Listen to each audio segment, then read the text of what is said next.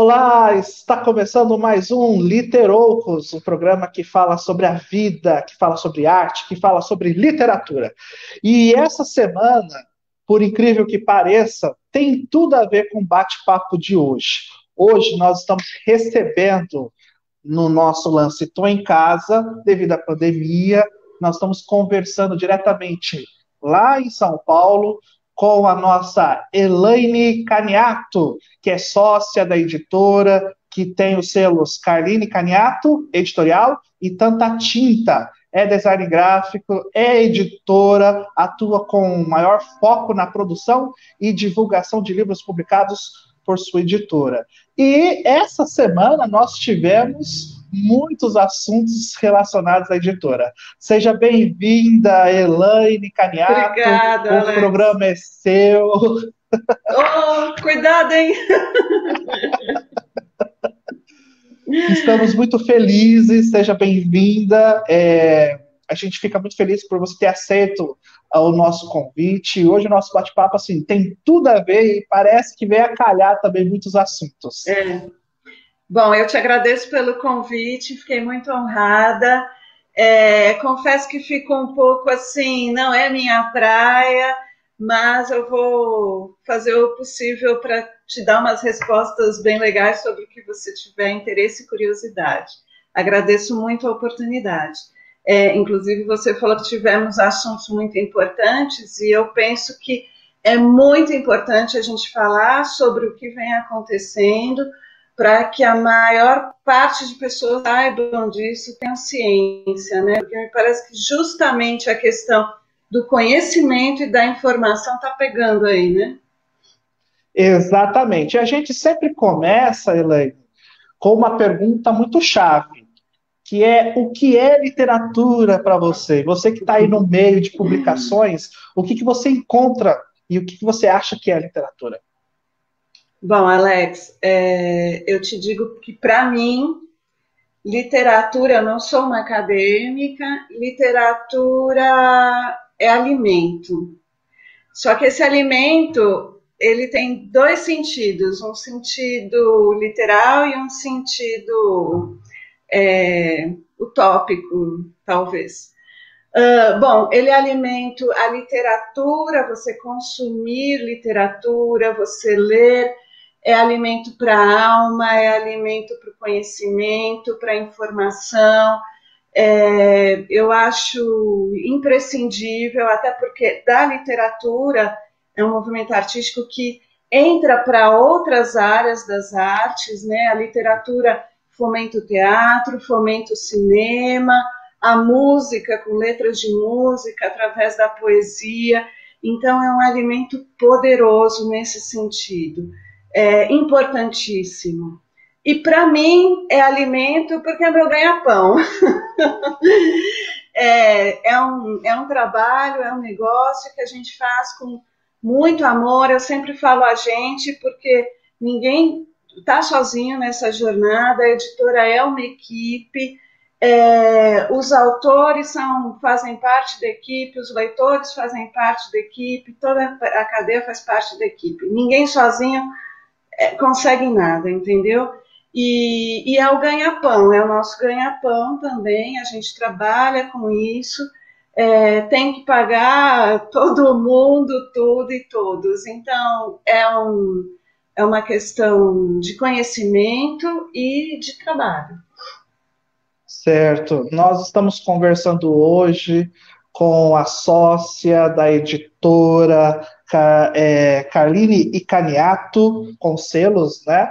E a gente Uhum. está muito feliz. Lembrando que a nossa entrevista ela está ao vivo na Top Cabo, na TW Speed de Sinop região. Nós estamos ao vivo também pelo Facebook da Top Cabo e em breve com os podcasts nas melhores plataformas e no YouTube. Elaine, que bom, então, que você assim, nos traz, né, essa sensibilidade da literatura. A gente precisa de mais gente dessa magnitude no comando de editoras no país, né? E aí eu queria fazer uma pergunta para você. O que é publicável hoje? Existe isso? Sim, o que é publicável? Tudo tem que ser publicado. Não, acredito que tudo tenha que ser publicado. Vai ter um filtro, óbvio que aqui estou falando dentro de questões éticas, né? De conteúdo, principalmente de conteúdo. Mas aí a seleção vai do leitor, né? O que ele quer, o que ele tem interesse. Mas acho que tudo tem que ser publicado. Certo. E tem um grande autor aí, né, que é o Franz Kafka, ele diz o seguinte: um livro deve ser um machado que quebra o mar gelado em nós. O que Caramba, ele você falou acha super bem. dessa? Não tem como discordar, né? Eu acho que Só a os gente fala gelados? muito. Não, os quentes também, mas ele provoca, né? Ele cutuca, é quebrar, entendeu? Se o mar está gelado, o mar está quente, o mar está calmo, o mar está turbulento, não importa. O importante é cutucar, é quebrar, é você fazer você pensar em coisas que você não tinha conhecimento, nunca tinha despertado para aquilo. E o que me emociona muito num livro e num filme, né? Consequentemente, como eu disse, que a literatura também fomenta essas outras áreas, é quando você lê uma coisa que você pensa assim, nossa, eu sentia isso que ele está falando, mas eu nunca soube interpretar, eu nunca soube organizar essa ideia. Ele está falando bem isso que eu sinto, né? E isso te encoraja, isso te ajuda, te faz pensar em outras coisas. Esse poder do texto em mexer com as pessoas, isso é fenomenal, né? É muito importante. Certo. Eu vi que nossa editora tem dois selos, né? Que é a Carline Caniato e a Tanta Tinta. Qual que é a diferença desses dois selos, Elaine? É o público leitor, né? Os temas. A Carline Caniato são livros, tem livros técnicos, mas predominantemente livros de literatura para o público adulto. E a Tanta Tinta é um selo voltado para livros para público infanto juvenil. Então, Ah, são esses então, dois segmentos. é, então é bacana, porque assim, a gente vê Monteiro Lobato, por exemplo. Monteiro Lobato, na única entrevista na rádio que ele deu, né, na única, que ele estava até se familiarizando com a tecnologia ali, ele dizia, né, que como é satisfatório escrever para criança, que ele, se ele soubesse que era tão satisfatório, ele só tinha escrito para crianças, né? Mas aí vem o nosso querido Fernando Pessoa e diz o seguinte: nenhum livro para crianças deve ser escrito para crianças. E aí? Talvez eu tenha a audácia de discordar um pouquinho dele, porque hoje em dia se debate, se conversa muito assim dessa segmentação do livro. Entendo que um livro para o público, que a gente chama de para o público adulto, não vai ter interesse, a criança não vai entender, não vai funcionar. Agora, um livro dito para o público infantil, ele pode muito bem, sim, agradar, impactar adultos. O livro infantil, ele é muito mais amplo. Tanto é que a gente tem um problema, uma grande discussão, que em muitas situações você tem que classificar a faixa etária do livro, né? Principalmente os infantis. E é um terror isso, entendeu? Porque você classifica o livro lá para 6 a 8 anos, mas uma criança de 12 pode achar muito legal, um adulto pode achar muito legal, entendeu? Então, eu acho que o livro infantil tem essa característica. Eu vou ser mega audaciosa e pretensiosa, discordar um pouquinho dele. Não, tranquilo. É assim, você me fez lembrar de um caso que aconteceu, né? Ano retrasado, eu publiquei uma releitura da Rapunzel, Rapunzel no Reino das Trevas e Rapunzel no Reino das Fadas. E aí era para criança, né? De infanto juvenil. Mas a mãe lia e falava assim: ah, mas parece que as mensagens vieram para nós. Eu falei, mas depende da visão aí, né? Então, cada um vai ter uma visão de vida que vai buscar dentro do livro, né? Ou o livro vai Claro. dialogar com a pessoa, né? Aí você falando aí, eu falei, olha, caso... Então você concorda comigo? Claro, sem dúvida, sem dúvida. Olha aí, que bom. Mas, Não sou... mas assim, esse ano, eu vi assim que muita gente está, assim, não é que está migrando. A gente achou que ia ter uma migração, mas não está havendo essa migração. Eu conheço vários escritores, né, vários leitores, e assim, quando veio a proposta, né, do livro digital em si, tanto é que eu tenho o da Saraiva lá, o leitor digital, e também tenho do Kindle. Quando veio a proposta, veio dizendo que veio baratear os livros, Paranã, né, democratizar a leitura, tal, tal e tal. Só que a gente anda vendo nesses últimos tempos que o preço do virtual basicamente se resvala ao preço físico. Por que está acontecendo isso, Elaine? Olha, Alex, vou ser bem sincera com você. Nós temos alguns livros em plataformas digitais à venda, mas não é uma praia que a gente ainda está trabalhando muito. Agora estamos estudando esse mercado um pouco mais. Essas questões são muito complicadas por causa de distribuidoras. Então, você tem questões de segurança que você tem que tomar muito cuidado, porque senão corre-se um risco, né, do livro ser pirateado, infelizmente, como sempre tem esse lado do ser humano bem complicado.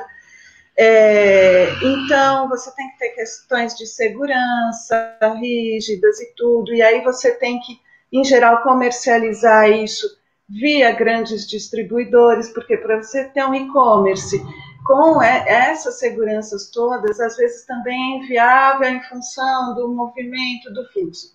Então, ele acaba se tornando caro por causa do distribuidor. Entendi.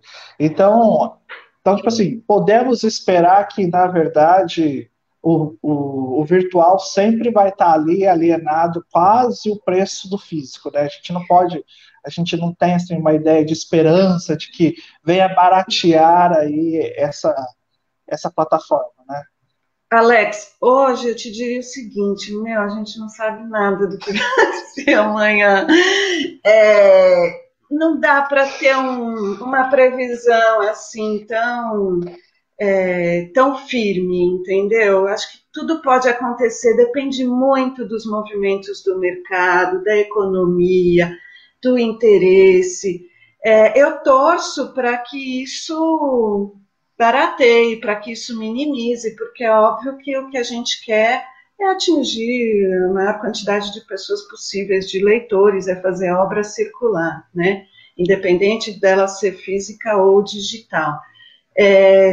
Eu espero que isso se reduza, mas não dá para a gente ter ainda um prognóstico. Você acha que o livro mais barato atinge mais pessoas? Sim, acho que isso ajuda bastante, né? Ajuda bastante, sem dúvida. Por que eu estou fazendo essa pergunta, né? Essa semana nós tivemos uma polêmica aí nessa taxação do livro, né? Novo imposto do livro. E olha que interessante. Interessante assim, né? Num modo mais irônico de se falar, tá? A gente percebe que nada está sendo discutido, está tudo sendo empacotado entre direita e esquerda. Então, se você pergunta para aquele que defende, estou falando representantes, para aquele que defende o não imposto, por que você defende? Ah, porque eu sou de esquerda. Não é porque você é de esquerda ou direita que você tem que defender, né? Isso ou aquilo. Então parece que está sendo assim, está sendo tudo enlatado em direita e esquerda. E ninguém realmente está se aprofundando e pensando mesmo, né, nas consequências de tudo isso. Aí eu vou ler um trecho do nosso ministro da Economia no Congresso. Ele diz o Posso seguinte: virar o olhinho? pode. Mas assim, porque eu fiquei um pouco curioso em saber de que forma ele vai fazer isso. Ele diz o seguinte, em resposta a um deputado lá do Congresso, ele diz o seguinte, abre aspas, vamos dar o livro de graça para o mais pobre e não isentar o deputado X, que ele estava falando com o deputado, né? Que pode muito bem pagar o livro. Aí, eu estava conversando com algumas pessoas de diferentes classes sociais, e aí um disse assim para mim, de certa forma, o governo não está errado, quem compra livro é quem é rico. Então, tipo assim, será que de novo nós vamos cair nessa armadilha, né, de confrontos e ninguém vai se discutir realmente a proposta, né? E aí eu queria saber, porque o governo está alegando que assim, quem compra livro é quem tem dinheiro mesmo.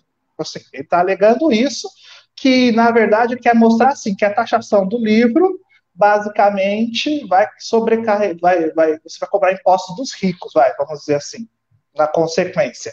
E aí eu queria saber de você, com esse imposto, o que vai impactar aí no cenário comercial, né, do livro, no cenário, e também na democratização dessa leitura. Será que realmente só o rico, quem tem, né, a classe média aí, tem direito a comprar um livro? Como que você vê essa situação, Elaine?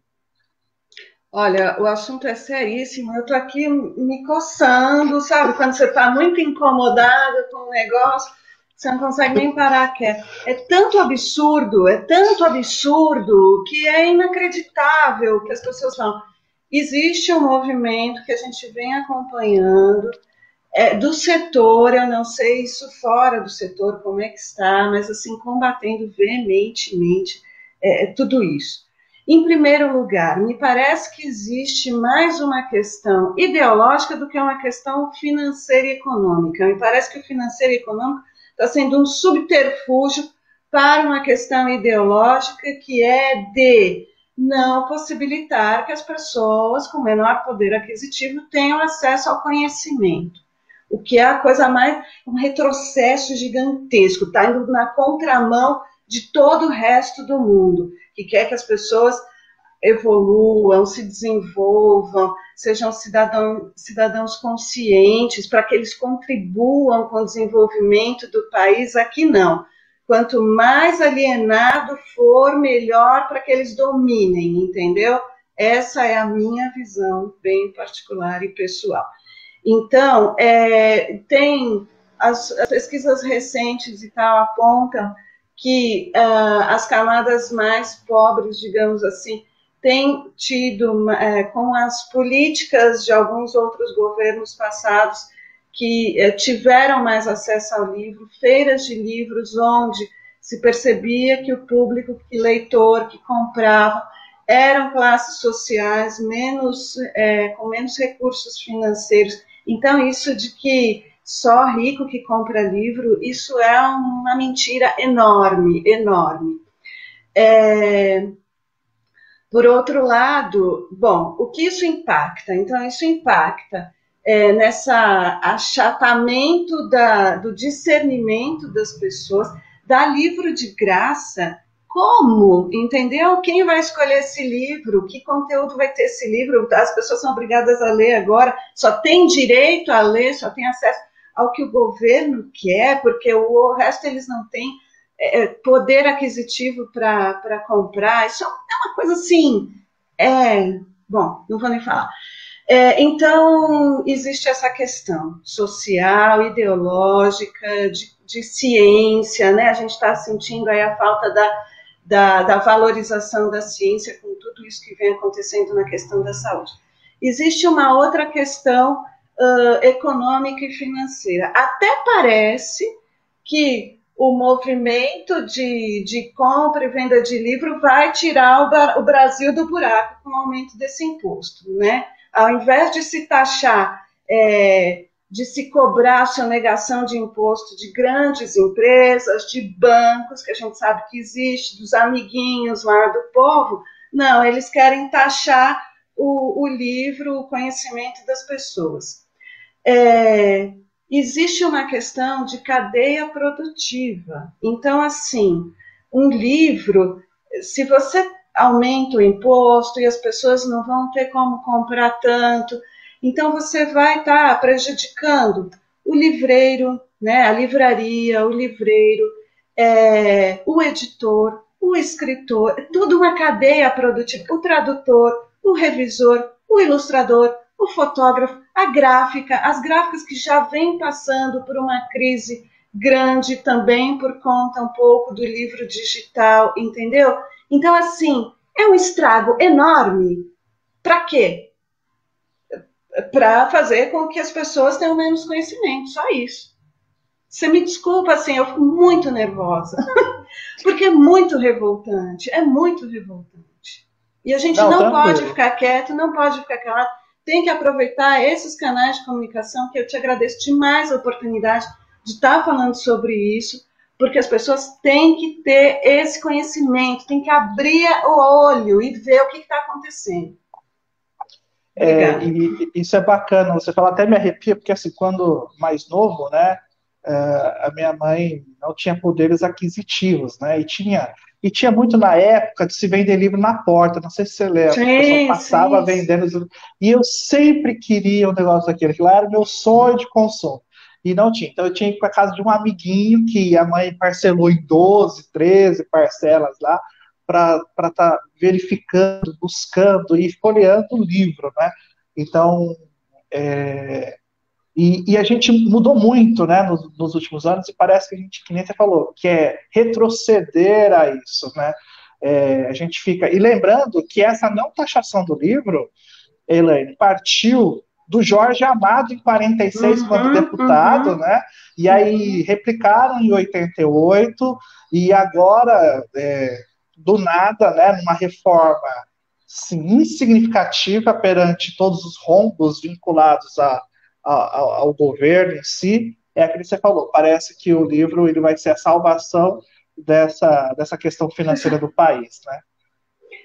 E outra, assim, nós como editora e toda a cadeia produtiva, todo mundo paga imposto, paga diversos, entendeu? Não é assim, livro não paga imposto, paga sim, só que agora querem aumentar exorbitantemente essa taxa, entendeu? Nossa, a gente paga muito, eu e Ramon, meu sócio, a gente faz assim, nosso terceiro sócio é o governo, entendeu? Porque você paga, assim, então é muita insanidade. Tomara que isso não passe. Tomara que isso não passe. Então, aí eu vou te dar a má notícia do dia, então. Não, pelo amor de Deus. Eu vou te dar a má notícia, eu vou ser o cavaleiro do diabo aqui. De acordo com o presidente, né, da Câmara, tá tudo certo para aprovar. Então, vamos ver aí os esforços daqueles que ainda têm, né, lá dentro uma consciência maior, não enlatada, como a gente está falando. Sim. Uma consciência bem maior, né? Sempre há exceções, né? Vamos ver se as exceções fazem um papel bonito aí.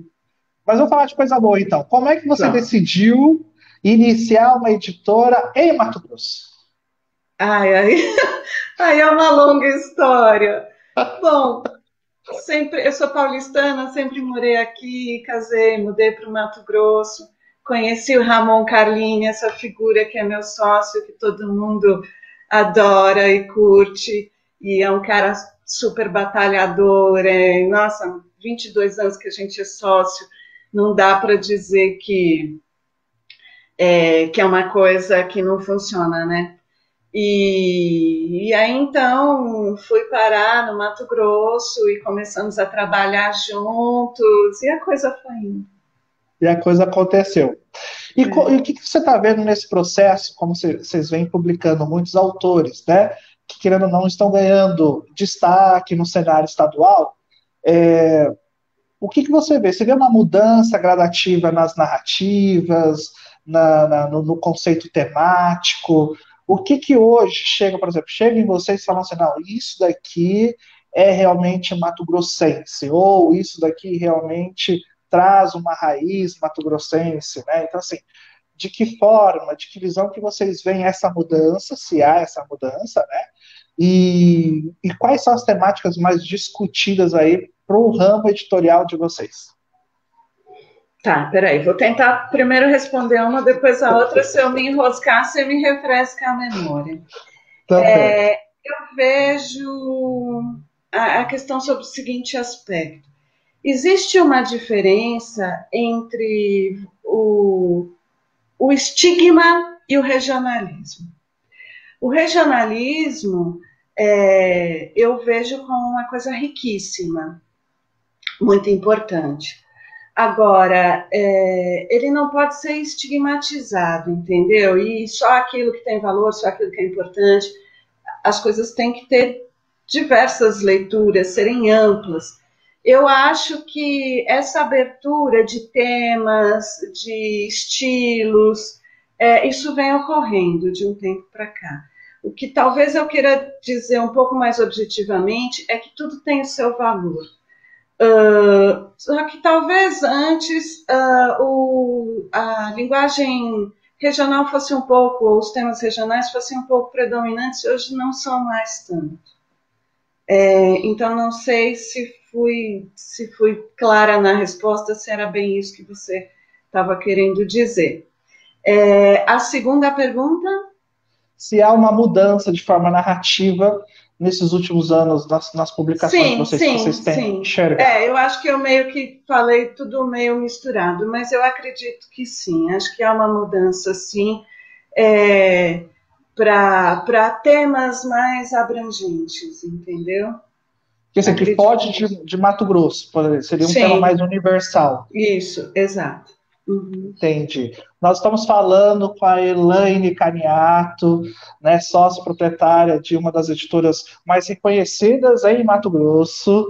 Né? Hoje ela está aqui falando, desabafando, né? Hoje nós temos temas polêmicos aí que ela já enfrentou aqui no Literoucos, mas assim, a gente também, ontem mesmo, nós já colocamos na plataforma do Literoucos, defenda o livro é importantíssimo, e eu sou professor de literatura mais do que ninguém, isso falo para a molecada que o livro não é página, o livro é conhecimento de mundo, então muda-se muito a visão, né, daquilo que o pessoal acha que é só páginas e páginas e páginas.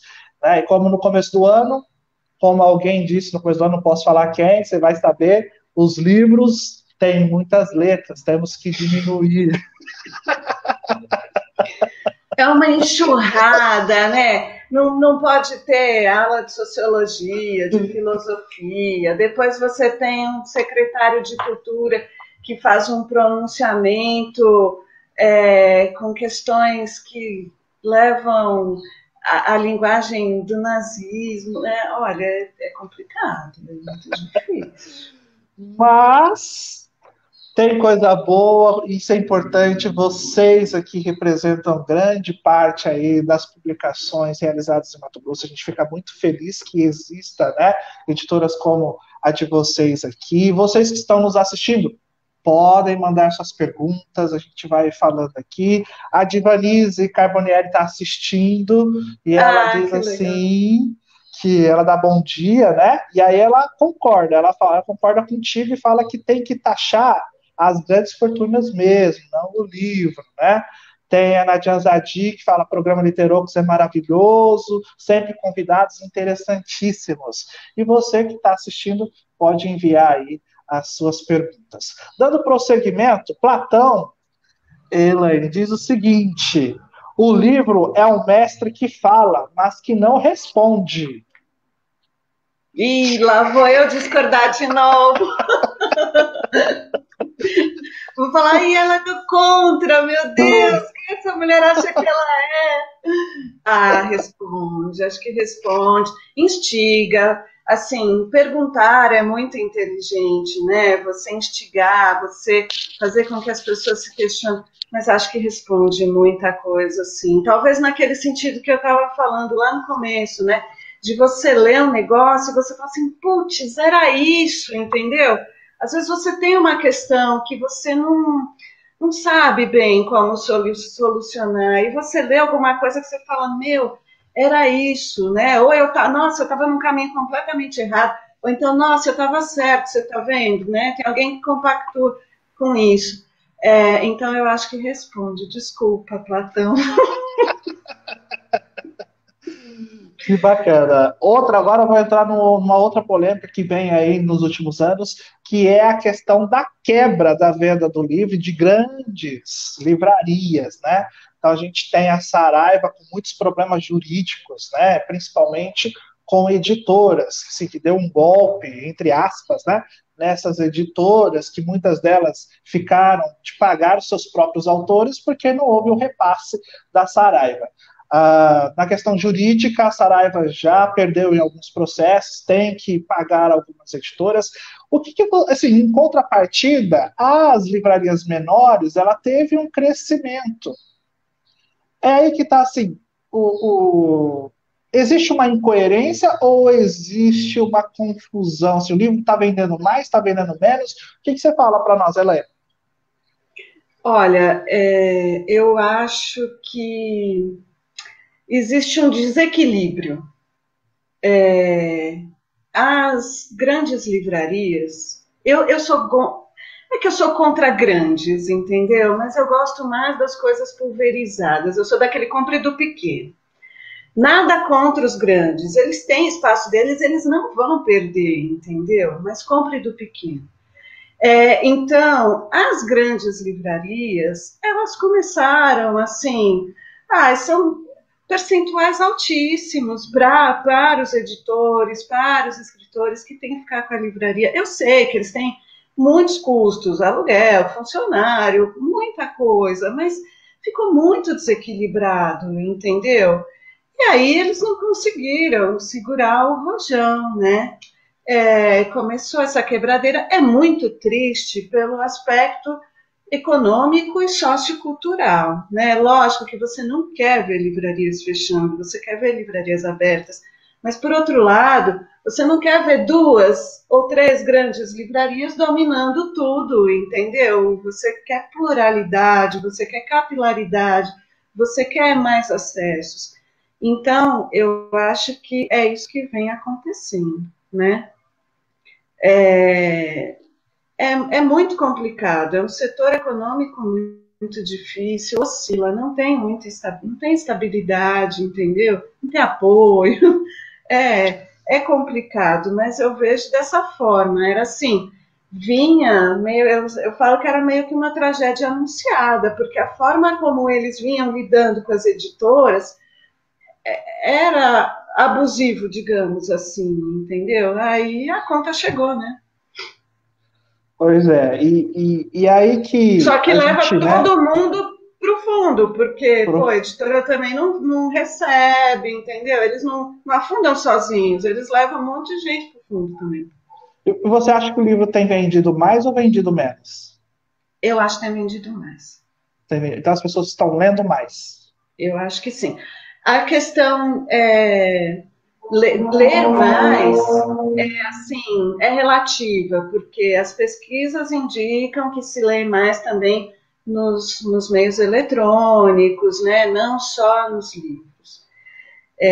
Eu acho que estão lendo mais. A questão do meio eletrônico é assim, o que será que estão lendo? Porque tem muita desinformação, né?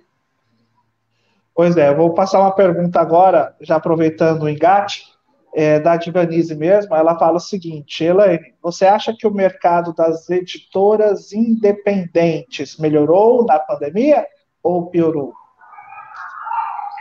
Olha, eu digo o seguinte, tem muita editora fechando.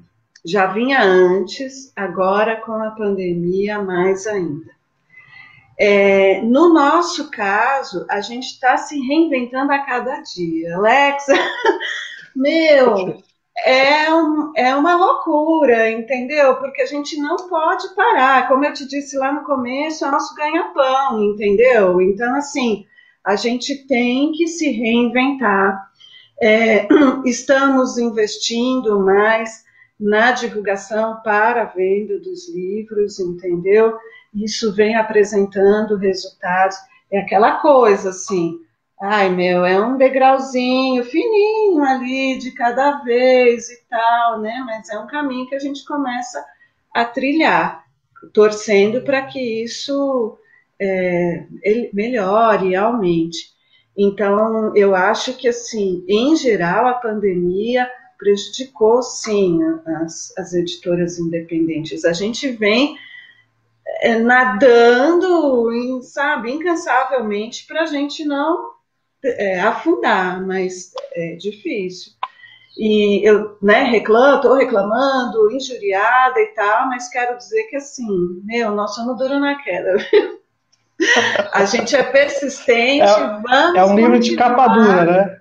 É um livro de capa dura. Capa dura, sobrecapa, plástico bolha, xirinque, tudo, entendeu? A gente apanha, mas a gente continua na batalha, estamos na batalha. Estamos conversando hoje com a lindíssima Elaine Caniato, sócia e proprietária da editora com selos Carline e Caniato e Tanta Tinta. Hoje nós estamos falando aí do cenário, né, de publicações, editorial, dos impostos, né, e também das publicações. E agora chega aquele momento, Elaine, que todo mundo espera, né? Que é indique o livro de uma forma diferente. Vamos pensar em qual é o livro que você vai indicar hoje, de que forma você vem para nos mostrar como é importante este livro para você e para todos nós. Ai, Alex, eu não vou ser muito criativa nessa forma de apresentação, você me desculpa. Bom, primeiro que, assim, para nós é uma tremenda saia justa, né? Então, eu vou pensar o seguinte, o Ramon, o meu sócio, fala assim, que quando chega um livro da gráfica, Elaine põe o livro debaixo do braço, ela vai para tudo quanto é lado com o livro. Agora, eu não posso sair de casa, né? Então eu carrego o livro dentro de casa para tudo quanto é lado comigo, né? E acabou de chegar, essa semana, chegou da gráfica, nós tivemos um lançamento super importante, mas aí, em seguida, chegou um livro infantil que eu sou muito apaixonada por ele, pelo tema que ele traz, pela carga emocional que eu acho que ele traz. Então, eu vou falar desse livro, tá? É o mais fresquinho que chegou, e estou com ele debaixo do braço, então eu vou ler um trechinho dele, não vou ser muito criativa aí na forma de apresentar, tá? Peraí que eu vou pegar. Ó, o livro é este, da Neuza Batista, não sei se está dando reflexo. Aí, agora ficou bom. Cabelo ruim, é isso, né? O livro é da Neuza Batista Pinto, as ilustrações são da Yasmin Mundaka. Ele é bom, desculpa, estou fazendo um merchan aqui. Sim, lógico. É a quinta edição desse livro. Ele é um livro que, assim, ele sempre tem um público, e agora a gente fez essa nova edição num formato maior, ilustrações novas, o texto também foi trabalhado, e é um livrinho do coração, como tantos outros que a gente tem, mas esse acabou de chegar, está quentinho. Então eu vou ler aqui, vou pegar os óculos, né, porque já não estou mais tão novinha. Os óculos são da minha mãe, porque o meu quebrou na pandemia e eu não saio de casa. Eu falei, bom, vamos catar aqui alguma coisa que sirva. Vamos lá. O trecho. Não entendi. Tatá ficou pensativa com o que ela mesma tinha dito. Por que as pessoas se acostumaram a chamar esse tipo de cabelo de ruim? E daí ficou pensando em coisas ruins, coisas que não gostava, e fez uma listinha. Ruim é aquele que faz mal para os outros. Ruim é remédio para dor de barriga. Ruim é acordar cedo. Ruim é comer espinafre, beterraba. Ruim é levar puxão de orelha. Ruim é estudar nos finais de semana. Ruim, ruim, ruim mesmo é ficar de castigo. Ruim é tudo aquilo que é negativo, que não é bom, que é feio, que é sem graça, que é chato. E aí entendeu? Mas meu cabelo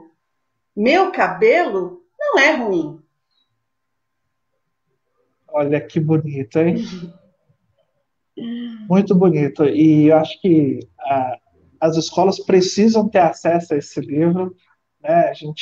Um trabalho muito efetivo com os professores, né? Com toda a escola, porque a gente sabe o que acontece dentro dessas escolas, né? Principalmente através Infelizmente, do né? bullying, né? Do bullying. Então, isso precisa ser realmente bem ilustrado, o livro bem trabalhado, para a gente diminuir essa vergonha que é o bullying, né? É. Ele é óbvio, ele traz uma questão muito importante que é o preconceito racial, mas eu vejo ele numa coisa muito mais ampla, que é o respeito às diferenças. Ele fala isso no livro, entendeu? Você tem, né, a criança, e depois a criança leva isso para o mundo adulto, né? O obeso, o mais gordinho, o magrela, sabe? Então, assim, um que usa óculos, um que tem um probleminha na mão, cada um é de um jeito, é o que o livro trata, assim, com muita propriedade, sabe? Que cada um é de um jeito e é bonito do jeito que é, né? Então, é um livrinho do coração. Que bacana. O livro está super bonito, viu? O livro Tá está lindo, tá bem lindo. organizado. Olha só, está muito bonito, bem ilustrado. É, Olha só, riquíssimo, tá rico. que bacana. A gente fica muito feliz por você estar aqui conosco, conversando, debatendo e nos mostrando essa riqueza que chega agora aí em primeira mão aos mato-grossenses e brasileiros, vamos dizer assim. Sim, Agora, sem dúvida. você tem 2 minutos aí para finalizar, dar sua mensagem, deixar aí o seu recado e a palavra está contigo. Alex, eu te agradeço em primeiro lugar a oportunidade. Eu tinha falado para a Marli que eu vi a entrevista inteira dela com você e lógico que a Marli fala e tem coisas importantíssimas, mas você oportunizou isso a ela, entendeu? Porque quando o entrevistador faz umas perguntas que não, né, fogem do tema, que não são muito ricas e tal, torna mais difícil para o entrevistado a questão. E você coloca situações, você faz perguntas muito pertinentes, muito inteligentes, muito criativas e divertidas. Então, foi uma delícia estar conversando, tendo esse bate-papo com você, me senti super à vontade. Espero não extrapolar o tempo que você me deu de 2 minutos. Talvez o meu recado seja: leiam, por favor, não aceitem, assim, sabe, tudo que vem para você, analisa, vê se é verdade, se não é, se isso é pertinente, se isso não é, entendeu? Não vai acreditando em tudo e em todos, assim. E o livro, a leitura, tem um grande poder, um potencial enorme em propiciar isso nas pessoas, né? Que elas reflitam, entendeu? Que não se deixem ser conduzidas. E que a gente, né, como eu falei, a gente leva tapa de tudo quanto é lado, mas a gente não está nem um pouco a fim de desistir. Então, estamos aí. E sucesso para você, seu programa é super importante, que você tenha sempre pessoas muito legais para você entrevistar e que tenha muito sucesso nesse teu projeto. Eu agradeço muito, fico muito feliz pelas suas palavras, assim, me emocionei aqui porque a literatura é a nossa alma, né? E assim, é a primeira vez que eu estou apresentando um programa de literatura, né? Fui convidado pela Top Cabo em fevereiro para fazer. Na verdade, foi em novembro do ano passado, a gente estreou em março. Aí depois já veio a pandemia, ou seja, nós tivemos só 2 programas no estúdio, depois no formato monólogo, e agora estou em casa. E assim, eu fico muito feliz de ter você aqui no nosso programa, inteligentíssima. Quero parabenizar o trabalho de vocês, a editora está de parabéns, escritores Agradeço. maravilhosos, A gente fala assim, né, escritores incrivilhosos, que é maravilhoso com incrível, né?